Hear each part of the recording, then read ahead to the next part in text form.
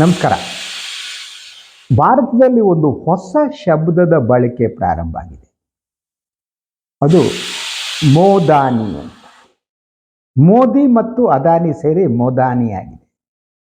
So ಇಬ್ರು ಕೂಡ ದೇಹ ಎರಡಾದರೂ ಆತ್ಮ ಒಂದೇ ಅಂತ. ಒಬ್ಬರ ರಕ್ಷಣೆಗೆ ಒಬ್ಬರು ಧಾವಿಸಬಲ್ಲರು.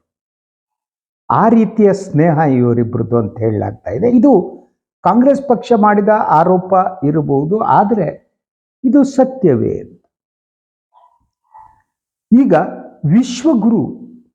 ವಿಶ್ವಗುರು ಆಗಿ ಉಳಿದಿಲ್ಲ. ಭಾರತದ ಸುತ್ತಮುತ್ತ ಎಲ್ಲ ರಾಷ್ಟ್ರಗಳು ಭಾರತ ವಿರೋಧಿಯಾಗಿವೆ. ಇದಕ್ಕೆ ಹೊಸದಾಗಿ ಒಂದು ಸೇರ್ಪಡೆ ಆಗಿದೆ, ಅದು ಅಮೆರಿಕ. ಈ ಅಮೆರಿಕ ಈ ಒಂದು ಗುಂಪಿಗೆ ಸೇರ್ಪಡೆಯಾಗುವುದಕ್ಕೆ ಕಾರಣ ಬಿಜೆಪಿ. ಅದು ಕೂಡ ಅದಾನಿಗೆ ಸಂಬಂಧಪಟ್ಟಂತೆ. ನಮ್ಮ ದೇಶದಲ್ಲಿ ಏನಾದರೂ ನಮ್ಮ ಸರ್ಕಾರ ಸರಿಸ್ತಾರೆ, ಅದಾನಿ ಅವರಿಗೆ ಏನಾದರೂ ಕೂಡ ಸಹಿಸಲ್ಲ. ಯಾಕೆ ಗೊತ್ತಿಲ್ಲ. ಆ ರೀತಿ ಸ್ನೇಹ ನನಗೆ ಗೊತ್ತೇ ಇಲ್ಲ. ಅಂಥ ಸ್ನೇಹ ಜಗತ್ತಲ್ಲಿ ಇರುತ್ತೆ ಅಂತಲೂ ಗೊತ್ತಿಲ್ಲ. ಸೊ ಈಗ ನಮ್ಮ ಇದನ್ನೇ ತಗೊಳ್ಳಿ, ಪಾರ್ಲಿಮೆಂಟ್ನಲ್ಲಿ ಅದಾನಿ ಬಗ್ಗೆ ಮಾತನಾಡೋ ಹಾಗಿಲ್ಲ, ಬಿಡಿ. ಈಗ ನಾನು ಈ ವಿಚಾರಕ್ಕೆ ಬರ್ತೀನಿ. ಬಿಜೆಪಿ ಅಫಿಷಿಯಲ್ ಹ್ಯಾಂಡ್ಲರ್ನಲ್ಲಿ ಒಂದು ಸ್ಟೇಟ್ಮೆಂಟ್ ಬಂತು 4 ದಿನದ ಹಿಂದೆ, 4-5 ದಿವಸ ಆಗಿರ್ಬೋದು. ಅದು ಈ ಅದಾನಿ ಪ್ರಕರಣ ಹೊರಗೆ ಬಂದ ಮೇಲೆ ಏನದು, ಅಮೆರಿಕದ ವಿದೇಶಾಂಗ ಇಲಾಖೆ ಭಾರತವನ್ನು ಅಸ್ಥಿರಗೊಳಿಸಲು ಹೊರಟಿದೆ. ಯಾವತ್ತೂ ಕೂಡ ಭಾರತಕ್ಕೆ ಸ್ವಾತಂತ್ರ್ಯ ಬಂದ ಮೇಲೆ ಎಂಥ ಸಂದರ್ಭದಲ್ಲೂ ಈ ರೀತಿಯ ಆರೋಪ ಕೇಳಿ ಬಂದಿಲ್ಲ. ಅದು ಬಿಜೆಪಿ ಅಧಿಕಾರೂಢ ಬಿಜೆಪಿ ಮಾಡಿದ್ದು ಭಾರತವನ್ನ ಅಸ್ಥಿರಗೊಳಿಸುತ್ತಿದೆ. ಮೋದಿ ಹೆಸರನ್ನ ಬದನಾಮ್, ಅಂದರೆ ಮೋದಿ ಹೆಸರನ್ನ ಹಾಳು ಮಾಡುವುದಕ್ಕೆ ಅಮೆರಿಕಾದ ವಿದೇಶಾಂಗ ಇಲಾಖೆ ಯತ್ನ ನಡೆಸುತ್ತಿದೆ ಅಂತ. ಈ ಬಗ್ಗೆ ಅಮೆರಿಕ ಸ್ಪಷ್ಟೀಕರಣ ನೀಡಿದೆ. ಈ ಸ್ಪಷ್ಟೀಕರಣ ಕೂಡ ಅಷ್ಟೇ ಖಾರವಾಗಿದೆ, ಬಹಳ ಖಾರವಾಗಿದೆ. ನಮ್ಮಲ್ಲಿ ಹೇಳ್ತಾರೆ ಈ ಮುಟ್ಟು ನೋಡ್ಕೊಳ್ಳಂಗಿದೆ ಅಂತ. ಯಾರಿಗೂ ಹೊಡೆದ್ರೆ ಮುಟ್ಟು ನೋಡ್ಕೊಳ್ಳೋ ಹಂಗಿದೆ ಅಂತಾರಲ್ಲ, ಆ ರೀತಿ ಮುಟ್ಟಿ ನೋಡಿಕೊಳ್ಳುವ ಹಾಗೆ ಇದೆ. ಅದು ಒಂದು, ಈ ಆರೋಪವನ್ನು ಸಂಪೂರ್ಣವಾಗಿ ನಿರಾಕರಿಸಿದೆ ಅಮೆರಿಕ. ನಾವು ಯಾವತ್ತೂ ಕೂಡ ಯಾವ ಸಂದರ್ಭದಲ್ಲೂ ಕೂಡ ಭಾರತವನ್ನು ಅಸ್ಥಿರಗೊಳಿಸುವುದಾಗಲಿ ಇನ್ನೊಂದು ಮಾಡೋದಕ್ಕಾಗಲಿ ನಾವು ಯತ್ನ ನಡೆಸಿಲ್ಲ. ಅದು ನಮ್ಮ ಉದ್ದೇಶ ಅಲ್ವೂ ಅಲ್ಲ. ಅದರ ಜೊತೆಗೆ ಭಾರತದ ಇದೇನಿದೆ ಜನತಂತ್ರದ ಬಗ್ಗೆ ಕೆಲವು ಮಾತುಗಳನ್ನ ಹೇಳಿದೆ. ಇದು ಭಾಳ ಇಂಡೈರೆಕ್ಟ್ಲಿ ದಟ್ಸ್ ಹಿಟ್ಟಿಂಗ್ ಇಂಡಿಯಾ. ನಮ್ಮ ಪ್ರಭುತ್ವ ಏನು ಮಾಡ್ತಿದೆ ಅಂತ. ನಮ್ಮದು ಜನತಂತ್ರದ ರಾಷ್ಟ್ರ, ನಮ್ಮಲ್ಲಿ ಮಾಧ್ಯಮ ಸ್ವಾತಂತ್ರ್ಯ ಇದೆ. ಮಾಧ್ಯಮ ಸ್ವಾತಂತ್ರ್ಯ ಇರುವುದರಿಂದ ಮಾಧ್ಯಮಗಳಲ್ಲಿ ಬರುವುದಕ್ಕೆಲ್ಲ ಸರ್ಕಾರ ಹೊಣೆಗಾರ ಅಲ್ಲ. ಅಂದರೆ ಅಮೆರಿಕಾದಲ್ಲಿರುವ ಮಾಧ್ಯಮ ಏನಿದೆ ಅದು ಸರ್ಕಾರದ ನಿಯಂತ್ರಣದಲ್ಲಿ ಇಲ್ಲ. ಅಂದರೆ ಇದರ ಇಂಡೈರೆಕ್ಟ್ಲಿ ನೀವು ಇದನ್ನು ಅರ್ಥೈಸ್ಕೊಳ್ಳೋದಾದರೆ ಅಮೆರಿಕಾದಲ್ಲಿರುವ ಮಾಧ್ಯಮಗಳು ಸರ್ಕಾರದ ನಿಯಂತ್ರಣದಲ್ಲಿಲ್ಲ ಅಂತ ಸ್ಪಷ್ಟೀಕರಿಸುವ ಮೂಲಕ ಇಂಡೈರೆಕ್ಟ್ಲಿ ಅಮೆರಿಕ ಹೇಳ್ತಿದೆ ಭಾರತದ ಮಾಧ್ಯಮಗಳು ಸರ್ಕಾರದ ನಿಯಂತ್ರಣದಲ್ಲಿದೆ, ನೀವು ನಿಯಂತ್ರಣದಲ್ಲಿ ಇರಬೇಕು ಅಂತ ಬಯಸ್ತೀರಿ. ಬಹಳ ಬಿಜೆಪಿಗೆ ಸಿಟ್ಟು ಬರೋದಕ್ಕೆ ಕಾರಣ ಅಮೆರಿಕದಲ್ಲಿ ಅದಾನಿ ವಿರುದ್ಧ ಮೊದಲು ಹಿಂಡನ್ಬರ್ಗ್ ಹೊರಗಡೆ ಬಂತು, ಅದೆಲ್ಲ ನಮಗೆ ಗೊತ್ತಿದೆ. ಅದಾದಮೇಲೆ ಪ್ರಕರಣ ದಾಖಲಾದದ್ದು, ಇದೆಲ್ಲ ಬಿಜೆಪಿಯನ್ನು ನಡುಗಿಸ್ಬಿಟ್ಟಿದೆ. ಬಿಜೆಪಿಯ ಬುಡಕ್ಕೆ ಏಟು ಕೊಟ್ಟಂತಾಗಿದೆ. ಇದಕ್ಕಾಗಿ ಅಮೆರಿಕಾದ ಮೇಲೆ ಬಿಜೆಪಿ ಅಟ್ಯಾಕ್ ಮಾಡೋದಕ್ಕೆ ಪ್ರಾರಂಭ ಮಾಡಿದೆ. ಬಿಜೆಪಿ ಅಟ್ಯಾಕ್ ಮಾಡಿದೆ ಅಂದರೆ ಮೋದಿ ಅಟ್ಯಾಕ್ ಮಾಡಿದ್ದಾರೆ, ಅನುಮಾನನೇ ಬೇಕಾಗಿಲ್ಲ. ಮೋದಿ ಅವರ ಮಾತು ಕೇಳದೆ ಬಿಜೆಪಿಯ ಅಫಿಷಿಯಲ್ ಇದರಲ್ಲಿ ಈ ರೀತಿ ಇನ್ನೊಂದು ದೇಶದ ಮೇಲೆ ಈ ರೀತಿ ಆರೋಪಗಳನ್ನ ಮಾಡಕ್ಕೆ ಸಾಧ್ಯನೇ ಇಲ್ಲ. ಅಂದರೆ ಇಂಡೈರೆಕ್ಟ್ಲಿ ಮೋದಿ, ಅಮಿತ್ ಶಾ ಮತ್ತು ಕೇಂದ್ರ ಸರ್ಕಾರ ಇಸ್ ಅಟ್ಯಾಕಿಂಗ್ ಅಮೆರಿಕಾ. ಅದಕ್ಕೆ ಪ್ರತ್ಯುತ್ತರವಾಗಿ ಅಮೆರಿಕ ಕೂಡ ಅಟ್ಯಾಕ್ ಮಾಡಿದೆ. ದಟ್ ಮೀನ್ಸ್ ಭಾರತ ಮತ್ತು ಅಮೆರಿಕಾದ ನಡುವಿನ ಸಂಬಂಧ ಈ ಮೋದಿಯವರ ಈ ಟರ್ಮ್ನಲ್ಲಿ ಸತತವಾಗಿ ಕುಸಿತಾ ಇದೆ. ಅದು ಪನ್ನು ವಿಚಾರದಲ್ಲಿ ಇರಬಹುದು, ಪನ್ನು ಹತ್ಯೆಯ ಷಡ್ಯಂತ್ರದ ವಿಚಾರದಲ್ಲಿ. ಬಹುತೇಕ ಐರೋಪ್ಯ ರಾಷ್ಟ್ರಗಳು ಭಾರತ ವಿರುದ್ಧ ತಿರುಗಿ ಬಿದ್ದಿವೆ ಮತ್ತು ಭಾರತದಲ್ಲಿ ಮಾಧ್ಯಮ ಸ್ವಾತಂತ್ರ್ಯ ಇಲ್ಲ. ಭಾರತ ಒಂದು ರೀತಿಯಲ್ಲಿ ಅಟಾಕ್ರಸಿಯತ್ತ, ಸರ್ವಾಧಿಕಾರದತ್ತ ಸಾಗುತ್ತಿವೆ ಅನ್ನೋದು ಐರೋಪ್ಯ ರಾಷ್ಟ್ರಗಳು ಮತ್ತು ಅಮೇರಿಕಾದ ಹುದ್ದೆ ಇದು. ಸೊ ಈ ಸಂದರ್ಭದಲ್ಲಿ ಹುಟ್ಟುವ ಪ್ರಶ್ನೆ ಅಂದರೆ, ಅದಾನಿಗಾಗಿ ದೇಶವನ್ನೇ ಬಲಿ ಕೊಡಲಾಗ್ತಾ ಇದೆಯಾ?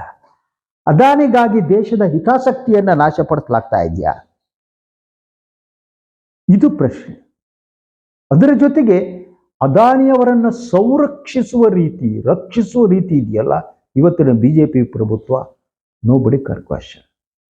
ಅದು ರಾಜ್ಯಸಭೆಯಲ್ಲಿ ಮತ್ತು ಲೋಕಸಭೆಯಲ್ಲಿ. ರಾಜ್ಯಸಭೆಯಲ್ಲಂತೂ ಸಭಾಪತಿಗಳ ವಿರುದ್ಧನೇ ಜಗದೀಪ್ ಧನ್ಕರ್ ಅವರೆಂದರೆ ಅವರ ವಿರುದ್ಧ ಅವಿಶ್ವಾಸ ಮತವನ್ನು ಸಲ್ಲಿಸುವವರೆಗೆ ಹೋಗಿದೆ.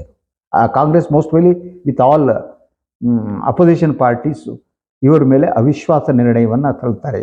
ಇದು ಕೂಡ ಹಿಸ್ಟಾರಿಕ್ ಅಂತ ಜಗದೀಪ್ ಧನ್ಕರ್ ಬಗ್ಗೆ. ಸೊ ಇದಕ್ಕೆ ಒಂದು ಮಾತನ್ನ ಸದನದಲ್ಲಿ 2 ದಿವಸಗಳ ಹಿಂದೆ ಮಲ್ಲಿಕಾರ್ಜುನ್ ಖರ್ಗೆ ಹೇಳಿದರು. ಏನು ಅಂತಂದ್ರೆ, ನೀವು ಜನತಂತ್ರದ ಕಗ್ಗೊಲೆಯನ್ನ ಮಾಡ್ತಾ ಇದ್ದೀರಿ.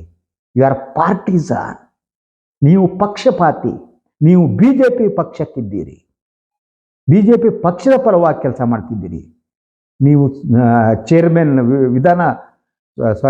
ರಾಜ್ಯಸಭೆಯ ಚೇರ್ಮನ್ ಆಗಿ ಕೆಲಸ ಮಾಡ್ತಿಲ್ಲ ಅಂತ ಓಪನ್ ಆಗಿ ಹೇಳಿದ್ರು.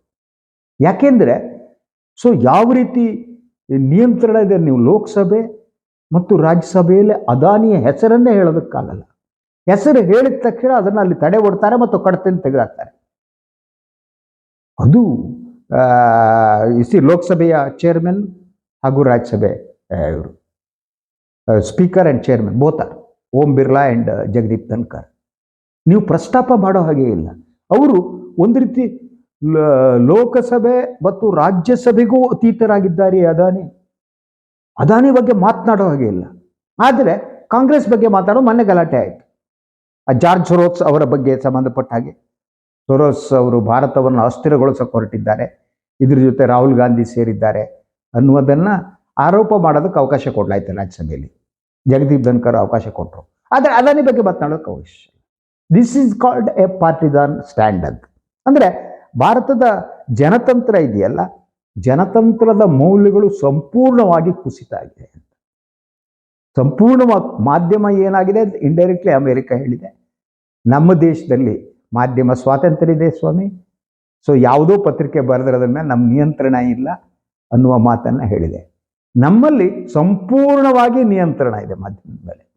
90% ಹೆಚ್ಚು ನಿಯಂತ್ರಣ ಇದೆ.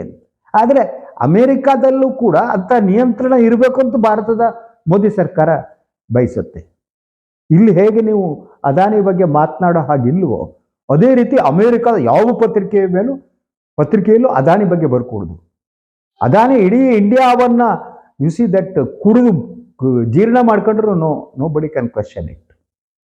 ಏನು ಸಂಬಂಧ ಇದು? ಯಾಕಿದು? ಅದಾನಿ ರಕ್ಷಣೆಗೆ ಯಾಕೆ ಯತ್ನ? ಈ ಮೊದಾನಿ ಏನಿದು? ಮೋದಿ ಮತ್ತು ಅದಾನಿಯ ಸಂಬಂಧದ ಕಾರಣಗಳು ಏನು ಗೊತ್ತಾಗ್ತಾ ಇಲ್ಲ. ದಟ್ ಈಸ್ ಇತ್ತೀಚೆಗೆ 2 ದಿವಸಗಳ ಹಿಂದೆ ಗುಜರಾತ್ನಲ್ಲಿ ಒಂದೇ ಕಾರ್ಯಕ್ರಮದಲ್ಲಿ ಅದಾನಿ ಮತ್ತು ಮೋದಿ ಅವರಿದ್ದರು. ಮೋದಾನಿಗಳು ಹತ್ತತ್ರ ಇದ್ರು, ಮಧ್ಯೆ ಯಾರೋ ಬೇರೆ ಇದ್ರು. ಸೊ ಬಹಳ ಮುಖ್ಯವಾಗಿ ಒಂದು, ಮೋದಿಯವರು ಅಧಿಕಾರಕ್ಕೆ ಬಂದ ಸಂದರ್ಭದಲ್ಲಿ ಯಾವ ಆಶ್ವಾಸನೆ ಕೊಟ್ಟಿದ್ದ ಅದೆಲ್ಲ ಕೂಡ ನಾಶ ಆಗಿದೆ. ಅವರು ವಿಶ್ವಗುರು ಆಗಲೇ ಇಲ್ಲ. ಈಗ ಇಂಡಿಯಾಕ್ಕೆ ಸ್ನೇಹಿತ ಒಂದು ರಾಷ್ಟ್ರ ಅಂದರೆ ಯಾವ್ದು ತೋರಿಸಿ, ಅದು ಅವ್ರು ಬಂದ ಮೇಲಲ್ಲ, ಅದು ರಷ್ಯಾ ಮಾತ್ರ. ವಿಶ್ವದಲ್ಲಿ ಇನ್ಯಾರೂ ಆಗ್ತಾ ಇಲ್ಲ. ಪಾಕಿಸ್ತಾನವನ್ನು ಐಸೋಲೇಟ್ ಮಾಡ್ತೀವಿ, ಇನ್ನೊಂದನ್ನು ಐಸೋಲೇಟ್ ಮಾಡ್ತೀವಿ ಅಂತ ಹೇಳ್ತಾ ಭಾರತವೇ ಈಗ ಐಸೋಲೇಟ್ ಆಗುವ ಪರಿಸ್ಥಿತಿ ಬರ್ತಾ ಇದೆ. ನಾನು ಮೊನ್ನೆ ಮಾತಾಡಿದೆ ಈ ಚಾಂಪಿಯನ್ ಟ್ರಾಫಿ ಸ್ಥಿತಿ ಏನಾಗಿದೆ ಅಂತ. ಸೊ ಹಾಗೇನೆ ಎಲ್ಲದರೂ ನಾವು ಐಸೋಲೇಟ್ ಆಗ್ತಾ it is very dangerous trend. ನಾವು ಇಡೀ ದೇಶ ಅದಾನಿಯ ನಿಯಂತ್ರಣಕ್ಕೆ ಬಂದಾಗೆ ಕಾಣ್ತಾ ಇದೆ. ಆದ್ದರಿಂದ ಈಗಿರುವ ಪ್ರಶ್ನೆ, ಭಾಳ ಮುಖ್ಯವಾದ ಪ್ರಶ್ನೆ ಗೊತ್ತಾ, ಈ ದೇಶದಲ್ಲಿ ಆಡಳಿತ ನಡೆಸ್ತಿರುವವರು ಯಾರು?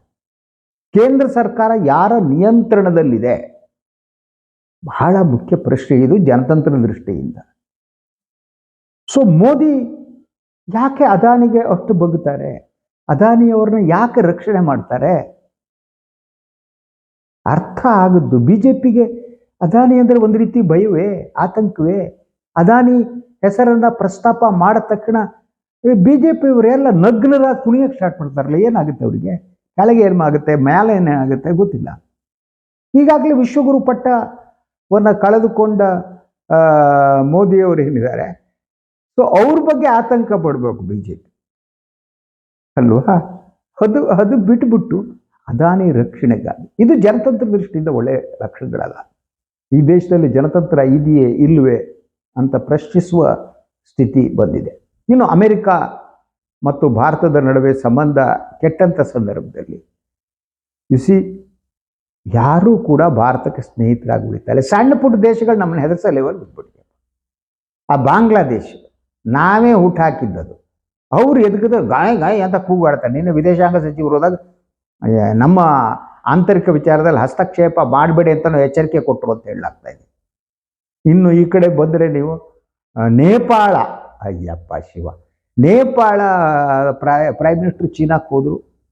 ಹೋಗಿ ಬಂದ ಮೇಲೆ ಅವರದ್ದು ಚೀನಾದ ಯಾವುದೋ ಒಂದು ಯೋಜನೆಯಲ್ಲಿ ಪಾರ್ಟ್ ಆದರು, ಏನೋ ಬೆಲ್ಟ್ ಆ್ಯಂಡ್ ಇದಕ್ಕೆ, ಇದು ನಮಗೆ ಸಂಬಂಧಪಟ್ಟದ್ದು, ನೀವೇನು ಮುಚ್ಕೊಂಡಿರಿ ಅಂದರು. ಪಾಕಿಸ್ತಾನ ಭಾರತದ ಬಗ್ಗೆ ಎಷ್ಟೆಷ್ಟು ಅಪ್ರಚಾರ ಮಾಡುತ್ತೆ.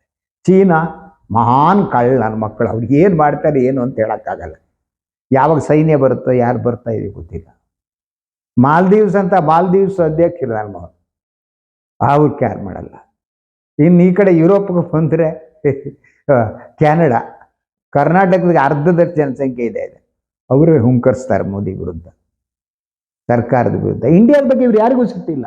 ಐ ವಿಲ್ ಟೆಲ್ ಯು, ಇಂಡಿಯಾದ ಬಗ್ಗೆ ಭಾಳ ಗೌರವ ಇದೆ. ಸಿಟ್ಟಿರುವುದು ಪ್ರಭುತ್ವದ ಬಗ್ಗೆ. ಈಗ ಅಮೇರಿಕ ಹೇಳಿಕೆ ಕೊಡ್ತಾ ಇರುವುದು ಇಂಡಿಯಾದ ವಿರುದ್ಧ ಅಲ್ಲ, ನೋ, ನಾಟ್ ಎಟ್ ಆಲ್. ಈಗ ಅಮೇರಿಕ ಹೇಳಿಕೆ ಕೊಟ್ಟಿರುವುದು, ಎಚ್ಚರಿಕೆ ಕೊಟ್ಟಿರುವುದು BJPಗೆ, ಭಾರತೀಯ ಜನತಾ ಪಕ್ಷಕ್ಕೆ. ನಮಗೆ ಮೋದಿ ಸರ್ಕಾರವನ್ನು ಅಸ್ತಿತ್ವಗೊಳಿಸೋದಾಗಲಿ ನಂಬಿಕೆನೂ ಇಲ್ಲ, ಆಸಕ್ತಿನೂ ಇಲ್ಲ. Why we should destabilise India, ಈ ಪ್ರಶ್ನೆಯನ್ನಿಟ್ಟಿದೆ. ಅದರಂತೆ ಜನತಂತ್ರದ ಮೌಲ್ಯಗಳನ್ನು ಭಾರತಕ್ಕೆ ನೆನಪಿಸಿದೆ ಅಮೇರಿಕ. ಇದು ಜನತಂತ್ರದ ಹೇಗಿರ್ಬೇಕು ಕಂಟ್ರಿ, ಅಲ್ಲಿ ಮಾಧ್ಯಮ ಸ್ವಾತಂತ್ರ್ಯ ಇರಬೇಕು, ಮಾಧ್ಯಮದವರನ್ನು ನಿಯಂತ್ರಿಸಕೂಡದು. ಆದರೆ ಇಂಡಿಯಾದಲ್ಲಿ ಸಂಪೂರ್ಣ ಮಾಧ್ಯಮವನ್ನು ನಿಯಂತ್ರಿಸ್ತಾರೆ. ಆದರೆ ಮಾಧ್ಯಮವನ್ನು ನಿಯಂತ್ರಿಸಿದರೆ ಸತ್ಯವನ್ನು ಮರೆಮಾಚಕ್ಕಾಗಲ್ಲ. I will tell you, it is not at all. ಸತ್ಯ ಎನ್ನುವುದು ಪ್ರಖರವಾದ ಬೆಳಕಿದ್ದಾಗೆ. ಅದು ಬೆಳಕನ್ನು ನೀವು ಏನು ಮಾಡೋಕ್ಕೂ ಆಗಲ್ಲ. ಬೆಳಕು ಬಂದ ತಕ್ಷಣ ಕತ್ತಲೆ ಓಡೋಗ್ಬೇಕಷ್ಟೇ. ಕತ್ತಲೆಯಿಂದ ನೀವು ಬೆಳಕನ್ನು ಓಡಿಸೋಕ್ಕಾಗಲ್ಲ. That is not possible. ಅದು ಸಾಧ್ಯ ಇಲ್ಲ. ಸತ್ಯ ಅನ್ನುವುದನ್ನು ಹೆಚ್ಚು ಕಾಲ ಇಡೋಕ್ಕಾಗಲ್ಲ, ಅನುಮಾನನೇ ಬೇಕಾಗಿಲ್ಲ. ಈಗ ಒಂದೊಂದೇ ಮೋದಿ ಸರ್ಕಾರದ ಮುಖವಾಡಗಳು ಕಳಚಿ ಬಿಡ್ತಾ ಇವೆ. ಸೊ ಒಟ್ಟಾರೆ ದೇಶದ ಬಗ್ಗೆ ನಾವು ಆಲೋಚನೆ ಮಾಡಬೇಕಾಗಿದೆ. ದೇಶ ಪ್ರೇಮದ ಬಡಾಯಿ ಹೊಡ್ಕೋತಾ ಹೇಗೆ ಇಂಡಿಯಾ ಅನ್ನೋದು ಐಸೋಲೇಟ್ ಆಯಿತು, ಅಮೇರಿಕ ವಿರೋಧಿಸ್ತಾ ಇದೆ ಅಂತ. ಸೊ ಈ ರೀತಿ ಏನು ಈ BJPಯ ವಕ್ತಾರರುಗಳು ಇನ್ನೊಂದು ಹೇಳಿಕೆ ನೀಡೋದು ಇಂಥ ಇದೆಯಲ್ಲ, ಇದನ್ನು ತಡೆದರೆ ಮೋದಿಯವರಿಗೂ ಒಳ್ಳೆಯದು, BJP ಸರ್ಕಾರಕ್ಕೂ ಒಳ್ಳೆಯದು. ಎಲ್ಲ ವಿಚಾರದಲ್ಲೂ ಇಂಥ ಕೆಲಸ ನಡೀತಾ ಇದೆ. ಬಾಂಗ್ಲಾ ವಿಚಾರದಲ್ಲೂ ಅದೇನೆ, ಬೆಂಕಿ ಹಚ್ಚುವುದು, ವಿರೋಧಿಸುವುದು. ಹಣೆಪಟ್ಟಿ ವಿಶ್ವಗುರು. ಈಗ ಬಹುತೇಕ ದೇಶಗಳು ಭಾರತದತ್ತ ಗುರ್ರ್ ಅಂತೀವಿ, ನಾವು ವಿಶ್ವಗುರು ಅಂತೀವಿ, ಅವ್ರು ಗುರ್ರ್ ಅಂತಾರೆ. ಇದು ಎಲ್ಲಿಗೆ ಹೋಗಿ ತಲುಪುತ್ತೋ ಗೊತ್ತಿಲ್ಲ. Let's wait and see. ಇದು ಈಗಿನ ವಿಶ್ಲೇಷಣೆ. ತಾವು ನನ್ನ ವಾಹಿನಿ ಲೈಕ್ ಮಾಡಿ, ಸಬ್ಸ್ಕ್ರೈಬ್ ಮಾಡಿ, ಬೆಲ್ ಐಕಾನ್ ಪ್ರೆಸ್ ಮಾಡೋದು ಮರಿಬೇಡಿ. ಹಾಗೆ ಸಾಧ್ಯತೆ ಸಹಾಯ ಮಾಡಿ. ಸ್ವತಂತ್ರ ಪತ್ರಿಕೋದ್ಯಮಕ್ಕೆ ತಮ್ಮ ಕೃಪಾಶೀರ್ವಾದ ಸದಾ ಇರಲಿ. ಎಲ್ಲರಿಗೂ ನಮಸ್ಕಾರ.